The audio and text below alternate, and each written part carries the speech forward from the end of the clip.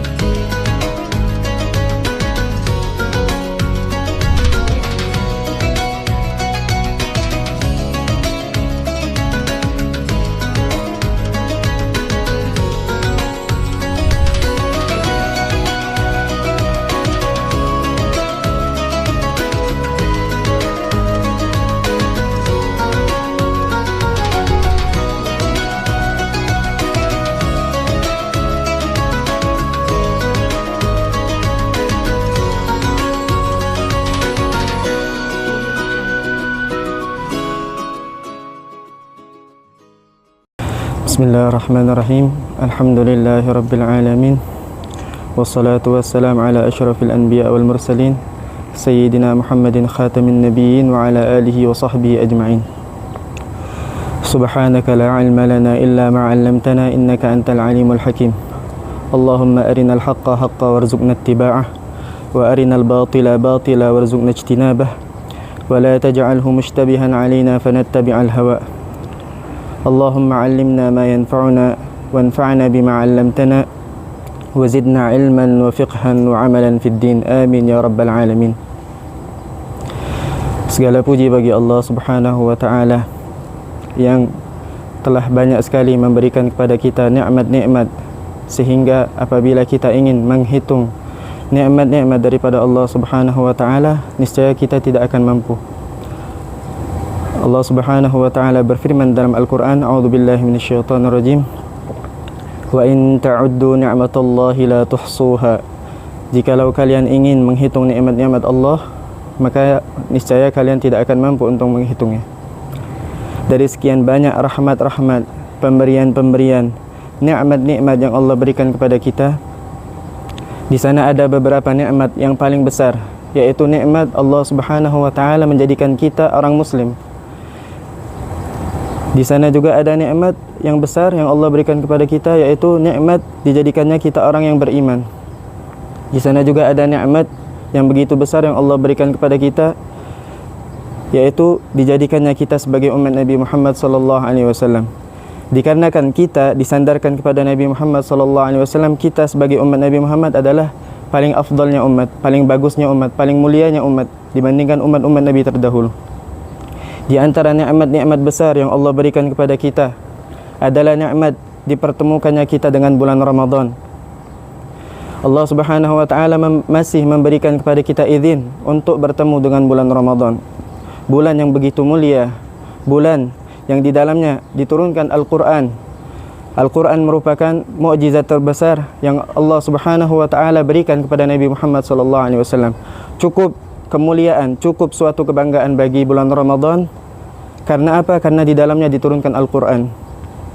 Qala Allah Ta'ala, "Syahrul Ramadan alladzi unzila fihi al-Qur'an hudan lin-nasi wa bayyinatin minal huda wal furqan." Juga di bulan Ramadan terdapat satu malam yang mana malam tersebut lebih baik, lebih mulia daripada 1000 bulan. Jikalau kita hitung 1000 bulan sama dengan 83 tahun kurang lebih lamanya. Di dalam bulan Ramadan juga Allah Subhanahu wa taala melipat gandakan amal seorang hamba. Jikalau seorang hamba melakukan satu pahala kewajiban, maka Allah Subhanahu wa taala akan mengganti pahala tersebut menjadi 70 pahala kewajiban. Jikalau seorang hamba melakukan satu pahala sunnah di bulan Ramadan, maka Allah Subhanahu wa taala akan mengganti pahala sunnah tersebut menjadi pahala wajib. Bulan Ramadan juga dikatakan oleh ulama adalah pemimpin daripada semua bulan. Dikarenakan apa? Karena di dalam bulan Ramadan Allah Subhanahu wa taala begitu besar, begitu luas memberikan pemberian-pemberian, memberikan rahmat-rahmat, memberikan nikmat-nikmat yang Allah berikan kepada umat Nabi Muhammad dan tidak diberikan kepada umat-umat sebelum umat Nabi Muhammad sallallahu alaihi wasallam. Di bulan Ramadan juga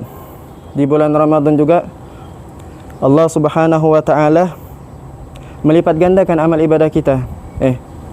Jadi merugilah seseorang yang datang bulan Ramadan kepadanya, akan tetapi orang tersebut tidak ada perubahan. Allah Subhanahu wa taala tidak mengampuni dosa-dosanya. Karena apa? Karena Allah Subhanahu wa taala udah membentangkan seluas-luasnya rahmat Allah Subhanahu wa taala, pemberian Allah kepada umat Nabi Muhammad. Jadi sungguh merugi kalau misalnya bulan Ramadan berlalu dari kita, akan tetapi Allah tidak mengampuni dosa-dosa kita.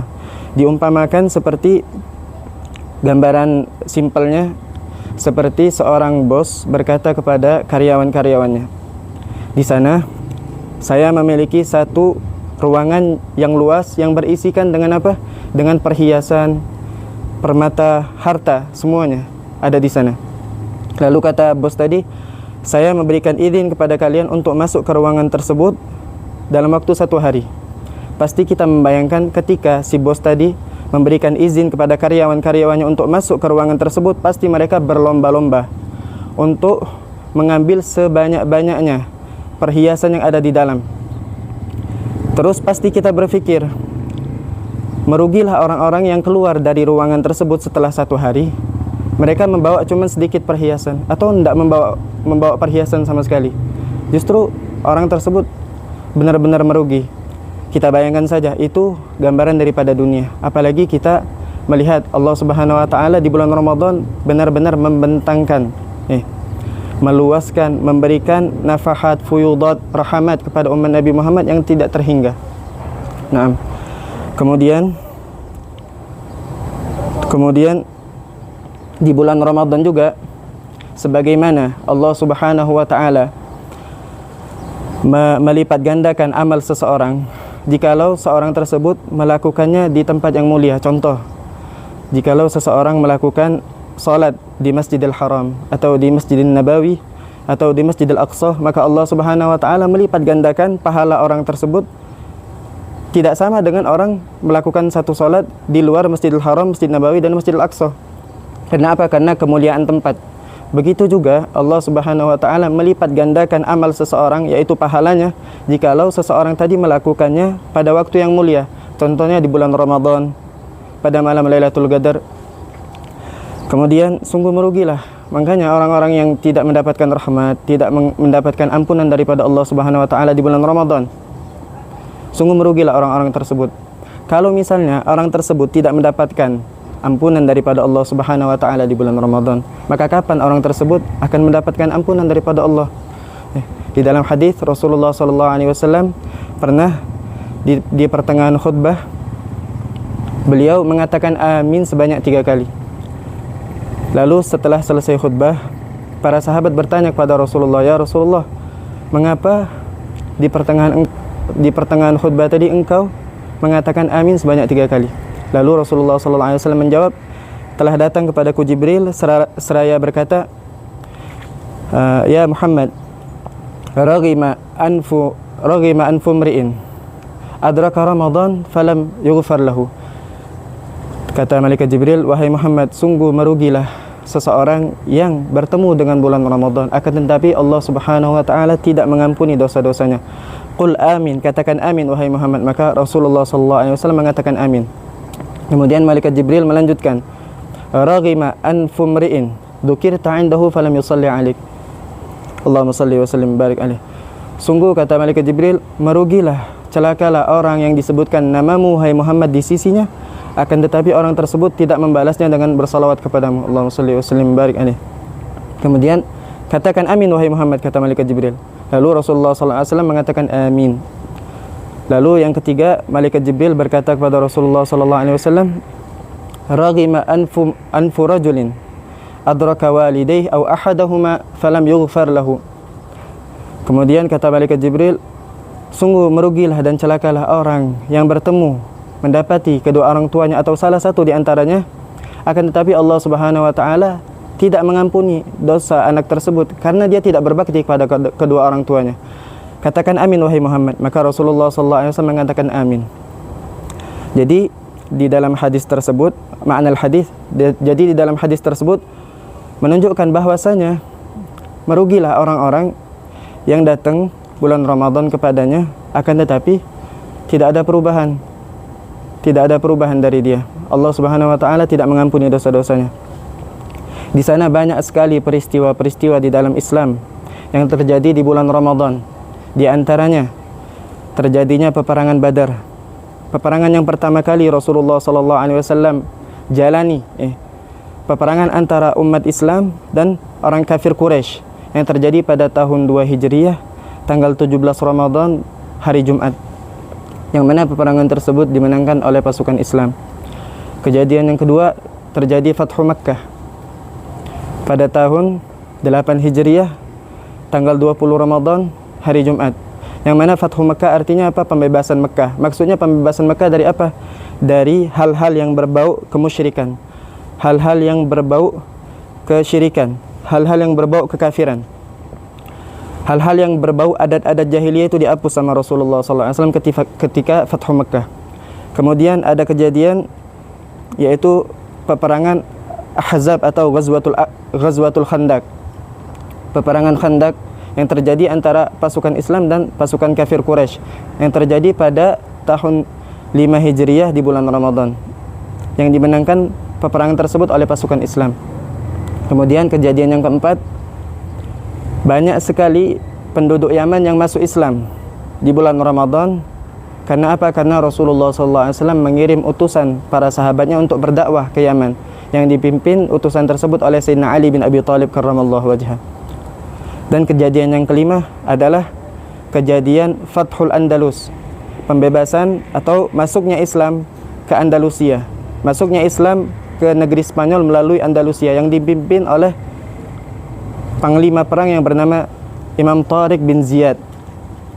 Nah, dan pasukan yang peristiwa yang keenam yang terjadi ketika bulan Ramadan adalah peperangan Ain Jalut. Ini adalah suatu peperangan yang benar-benar besar, yang dicatat oleh sejarah, bahwasanya peperangan ini adalah peperangan yang dahsyat. Karena apa? Karena pasukan Mongol, bangsa Mongol ketika itu benar-benar telah menguasai dunia. Sedunia ini takut sama bangsa Mongol. Dan mereka ketika perang tidak pernah kalah. Kapan mereka kalah? Pertama kali kekalahan yang mereka alami adalah peperangan Ain Jalut. Peperangan antara pasukan Islam yang dipimpin oleh Sultan Saifuddin Qutuz, raja daripada dinasti Mamalik yang ada di Mesir, berperang melawan bangsa Mongol. Ketika itu dipimpin panglima perangnya adalah nama panglima perangnya adalah Ketboga Noyan, yang mana dia adalah panglima perang yang ditunjuk oleh Hulagu Khan, yang mana Hulagu Khan adalah cucu daripada Genghis Khan. Dan peperangan ini dimenangkan oleh pasukan Sultan Saifuddin Qutuz.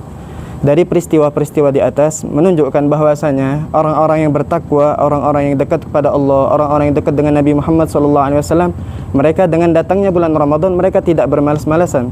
Justru mereka menjadikan bulan Ramadan sebagai pendorong supaya mereka lebih semangat berdakwah, lebih semangat untuk menyebarkan agama Islam, lebih semangat untuk mendekatkan diri kepada Allah Subhanahu wa taala dan mendekatkan diri kepada Rasulullah sallallahu alaihi wasallam.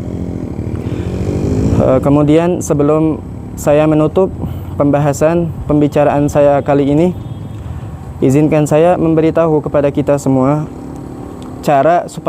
tips supaya kita nih ketika beribadah tidak terbawa beban.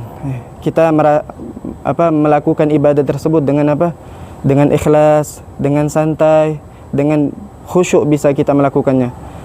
Cara yang pertama adalah kita harus menghadirkan bahwasanya ibadah ini bakal kita hadiahkan kepada Allah. Contohnya salat. Kita ini bakal menghadap siapa? Menghadap Allah. Nah, ketika seseorang menghadirkan niat, saya pengen sholat dan saya ini bakal menghadap Allah, pastilah orang tersebut bakalan khusyuk. Begitu juga di bulan Ramadan. Orang ketika berpuasa, dia niat ibadah puasa ini saya berikan kepada Allah. Saya berikan kepada Allah. Niscaya orang tersebut bakalan khusyuk. Kemudian cara yang kedua supaya orang ketika beribadah bisa khusyuk, dengan apa? Dengan cara dia menghadirkan bahwasanya ibadah ini adalah ibadah terakhirnya. Ibadah terakhirnya seperti apa? Seorang dokter berkata kepada pasiennya, atau seorang dokter memvonis pasiennya bahwasanya umurmu tidak lama lagi wahai pasienku. Pasti kita berpikir ketika seorang pasien tadi diberitahu bahwasanya umurnya tidak lama lagi, ketika dia pulang dari dokter tadi, pasti dia benar-benar bertobat kepada Allah, mendekatkan diri kepada Allah, kemudian dia meminta maaf kepada semua manusia atau semua makhluk yang pernah dia lakukan kesalahan kepadanya. Nah, begitu juga supaya ibadah Ramadan kita ni khusyuk, supaya ibadah kita ni ketika Ramadan kita tidak merasa terbebani. Tidak gara-gara kita capek Ramadan, malas pengen baca Quran, pengen ibadah, supaya tidak ada niat-niat seperti itu. Caranya gimana? Kita menghadirkan bahwasanya ibadah Ramadan ini adalah ibadah Ramadan terakhir kita. Pasti di situ kita bakalan khusyuk. Semoga kita bisa mengamalkan apa yang telah disampaikan, dan kita juga tidak lupa mendoakan saudara-saudara kita yang ada di Palestina. Semoga Allah Subhanahu wa taala memberikan pertolongan kepada mereka, memberikan kemenangan kepada mereka, memberikan kesabaran kepada mereka. Sallallahu alaihi wasallam Muhammadin wa ala alihi wasallam. Alhamdulillahirabbil alamin. Assalamualaikum warahmatullahi wabarakatuh.